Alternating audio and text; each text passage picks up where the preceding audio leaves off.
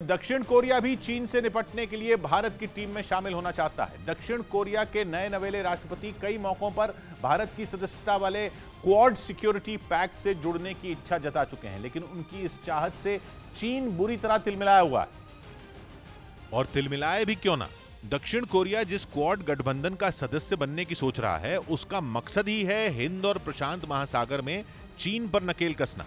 मार्च में दक्षिण कोरिया के राष्ट्रपति चुने जाने के बाद से यून सुक येओल कई बार क्वाड से जुड़ने की बात कह चुके हैं और पिछले महीने तो खबर आई थी कि उन्होंने दक्षिण कोरिया की सैन्य क्षमता को मजबूत करने के लिए क्वाड में शामिल होने के बारे में विचार करने का ऐलान किया है। इसी बात से चीन में खलबली मची है। चीन को डर है कि यून सुक येओल के राज में दक्षिण कोरिया वाकई क्वाड का हिस्सा बन सकता है और चीन और अमेरिका को साथ लेकर चलने की अपनी नीति को टाटा बाय बाय कह सकता है।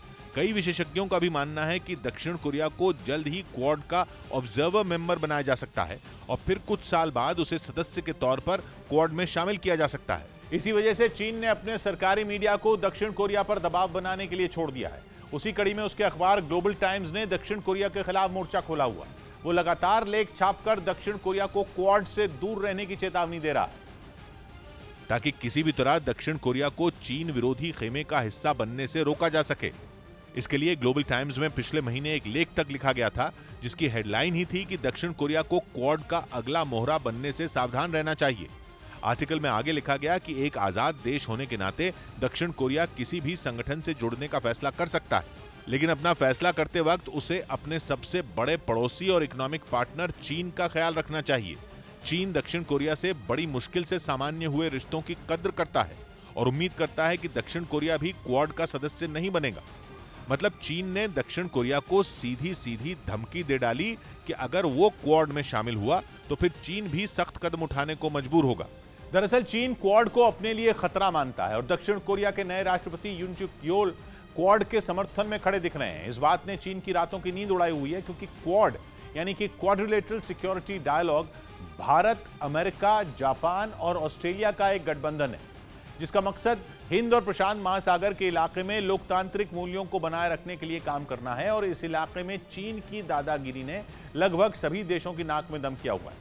ऑस्ट्रेलिया, अमेरिका, जापान और फिलीपींस जैसे देशों की पहले ही चीन से ठनी हुई है और कुछ रिपोर्ट में दावा किया है कि न्यूजीलैंड और वियतनाम भी क्वाड से जुड़ना चाहते हैं। ऐसे में अगर दक्षिण कोरिया भी क्वाड का हिस्सा बन गया तो इस इलाके में चीन के दुश्मन ही दुश्मन खड़े हो जाएंगे।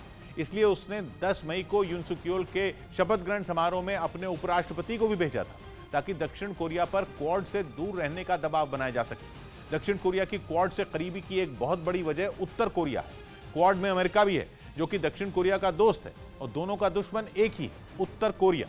वहीं चीन उत्तर कोरिया का दोस्त है और दक्षिण कोरिया के नए राष्ट्रपति उत्तर कोरिया को अपने देश का सबसे बड़ा दुश्मन बताते हैं, बल्कि वो तो चीन के बजाय अमेरिका से रिश्ते मजबूत करने के हिमायती हैं।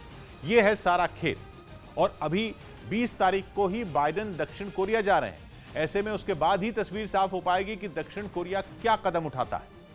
इस बीच चीन के लड़ाकू विमानों की दर्जनों उड़ान के बाद जापान में हाई अलर्ट घोषित कर दिया गया। खबर है कि चीन की नौसेना और वायुसेना ने मिलकर यह सैन्य अभ्यास जापान के नजदीक समुद्र में किया, जिसका एक वीडियो भी चीन ने जारी किया, जिसमें चीन का एक युद्धपोत समुद्र में आगे बढ़ता हुआ दिखाई दिया। उसके आसपास कई बड़े जंगी जहाज भी नजर आए। यही नहीं, उस युद्धपोत पर कुछ लड़ाकू विमान उड़ान भरने के लिए तैयार दिखे और फिर इशारा मिलने के बाद उन्होंने पलक झपकते ही आसमान की ऊंचाइयों को छू लिया। इसके बाद उन विमानों ने अपने तय टारगेट पर निशाना साधा। वहीं युद्धपोत के साथ चल रहे जंगी जहाजों से भी एक के बाद एक कई रॉकेट दागे गए। दावा है कि चीन ने जंग का यह अभ्यास जापान के नजदीक किया, जिसने जापान की टेंशन बढ़ा दी। असल में ताइवान पर कब्जा करने की फिराक में खड़ा चीन जापान से इसलिए चिढ़ा हुआ है क्योंकि जापान ने पिछले दिनों खुलकर ताइवान का समर्थन किया था। इसके अलावा पूर्वी चीन सागर के कुछ द्वीपों को लेकर भी दोनों देशों के बीच विवाद जारी है।